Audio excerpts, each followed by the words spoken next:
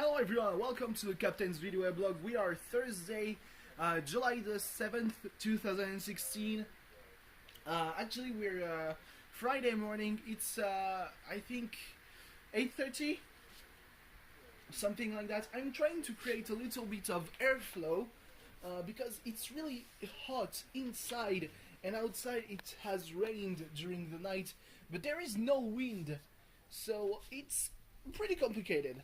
I'm gonna go outside. The air is already getting a little bit, fresher inside, but I wanted to sleep for a bit. Sounds like it's not gonna happen. Wow, that smells weird. I think that it's this little contraption that smells weird because of the water and the straw. Anyway, so July. Oh, it's actually starting to rain again. That's going to be great. I told my father, because he called me half an hour ago. Told me, yeah, it's gonna be okay. It's not gonna rain anymore. Yeah, right. I've seen the weather report. It's gonna rain. It's raining. Rainishing. So yeah. July the 7th will stay in history in football for being France's first victory over Germany in a big tournament. And I saying Germany, not the not West Germany, because that would be. We won once against West Germany, but it was the placement. The classification match. The third place match in the World Cup in 1958 in Sweden. So I think we won 6-3, and that is the moment when Just Fontaine, I don't know why I said it with such an accent, became the top scorer in a single World Cup with 13 goals. So yeah, France won 2-0 against Germany. The penalty kick was definitely justified. If you watch the replays, what the fuck is Schweinsteiger doing with his hand forward? Is he trying to do a Nazi salute? I don't know. That was a joke in bad taste. But yeah, definitely justified. The French media were like, is there a penalty kick or is there not? The German media were like, yeah, there is definitely penalty kick. Even Oliver Kahn, history captain of the national Mannschaft, said, yeah, there is a penalty kick. So yeah, we won, and the second goal was totally legit with Griezmann, scoring a brace. That's really great between the legs of Manuel Neuer. I'm really glad. We're going to fuck up Portugal. I'm the first one to say, yeah, let's not get too heated, but god damn it, Portugal need to be exposed for being the chicken shit heels of this fucking tournament. Which they are. Oh shit. So there is apparently a beehive in the garden. Anyway, yeah, 20 years ago, where was the R? I know that sometimes I switch into some kind of British-like accent, but there wasn't even an R in there. 20 years ago, the NWO was formed, with Hulk Hogan appearing at Bash at the Beach 1996, being the third man, joining the Outsiders, saying things like, "I'm bored, brother," at Mean Gene, and Mean Gene looking like he's legit pissed. Yeah, don't touch me, I have a team of lawyers. And Tony Schiavone saying, you can go to hell, you can go straight to hell, Hulk Hogan, and everyone pelting shit into the ring. That was one of the greatest moments in wrestling history. Sent WCW for like 80 weeks of dominating WWE Raw. It was WWF, but the point still stands. It was pretty much bullying at this point. And let's not forget that Scott Hall and Kevin Nash were their gimmick was that they were invading WCW under the flag of WWE. So it only made sense for for Hulk Hogan to be the third man. And I think it was no, it was Bobby Heenan who said, "Whose side is he on? Whose side is he on?" As if he knew something about it.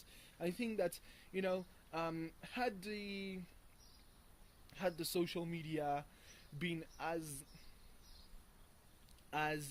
prominent, you know, existed, to be fair, in 1996, it would have blown up. I mean, it made the pages of legit news that Hulk Hogan heel turn, because it legitimately was one of the most shocking moments in pro wrestling history. You know, take your vitamins, say your prayers. That was over. Now he was Hollywood Hulk Hogan, and everything was wrong with the world. So yeah. Anyway, I don't know. I actually have not watched SmackDown because I don't plan on watching SmackDown during Thursday night, since it airs Friday evening to me at a very much more normal hour. Even though I was awake for most of it. I mean, I originally planned to go to sleep really early, because for some reason I was really tired despite sleeping until really late.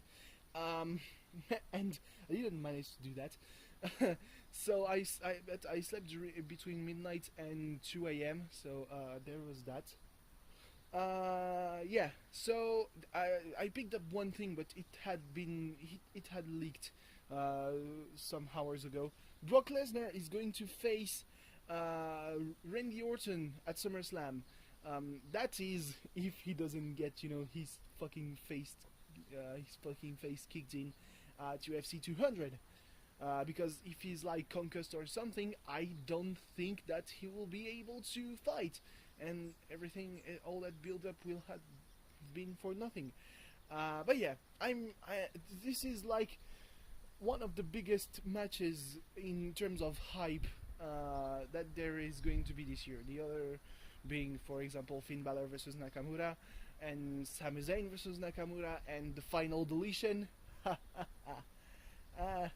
You know, I was going to say that. But yeah, everything about that is sounds like, well, this is a cash grab, but we're assuming it's 100%. So yeah, Tour de France. Oh, this is nice stage. Just before the Pyrenees, having Mark Cavendish winning a third sprint out of 6. Woohoo! And this time it was much clearer that he won. He won by like a bike. So yeah. Yeah, what can I talk about? Oh yeah, so I originally filmed one like an hour and a half earlier, but I realized that I had forgotten a little bit of something.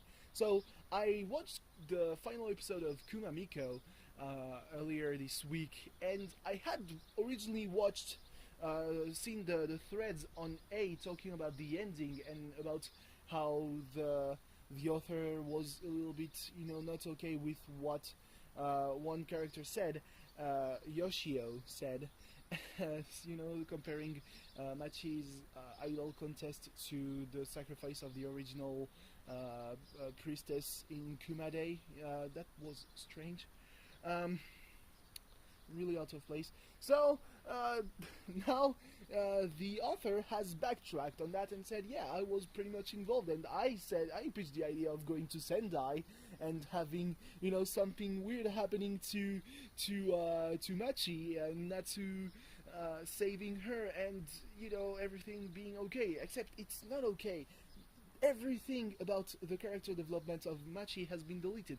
She has forgotten pretty much everything about what she've learned in the first 11 episodes, you know, like a tablet not being a mint, or internet sites not Interneto Saito-san delivering stuff. she's like she's 5 years old again. You don't need to think about complicated stuff. God damn it, Japan, you're fucked up. Because I mean, the episode let a lot of people really pissed off, because I mean, the bullying had been played as, you know, somewhat in a somewhat comedic fashion during the run of the anime, but at this point it has been played for face value. Like, it is bullying. There is abuse. There is shitty characterization, shitty characters, and one girl abandoning her dream. Nicely fucking done.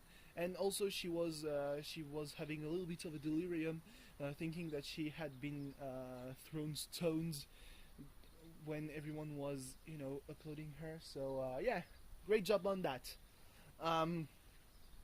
Anyway, that is nothing compared to much more serious thing. In the US, 2 people have been shot, and apparently on grounds of pretty much nothing, by the police. And I mean, I'm not really a minority, though. I mean, I could be totally taken for a minority, but I wouldn't trust the US police with their methods and all that. And I guess that it's kind of normal. I don't know. But yeah, so there's been a peaceful protest in Dallas, Texas, that has been completely, you know, thrown out, with some people shooting at the police. Well, at the protesters, probably too, but they hit 2 snipers, so 2 pros, hit 11 policemen, and 4 died. So yeah, it's like pitting the people against themselves at this point. And I mean, I don't have anything to say really about that, because I'm not. I mean, I can't do anything. I mean, look at our country, where during protests, it's the riot police who thinks that they are greater than anyone. There is just during when they are controlling the license, or during an arrest, and suddenly, bang! Nobody has died here in France, but in the US, it seems like, yeah, they are maybe a bit too trigger happy, and that's really a concern. So I mean, really, something needs to be done. They cannot. I mean, what can I say really? The problem being that it pushes back the debate on race and the treatment by police, because 2 people who have been shot were black men, and therefore, yeah, there is, you know, legitimate concerns about racism in police in America, and it's tough to go against that, I guess. So yeah. Anyway, I'm going close to 15 minutes. My phone light turned off on his own. I've been stung by bugs just standing 20 minutes outside. Thanks for watching. See you tomorrow, where I will talk apparently just about Tour de France, I guess, and also SmackDown, because it's night. So yeah, thanks for watching. See you tomorrow. Bye bye.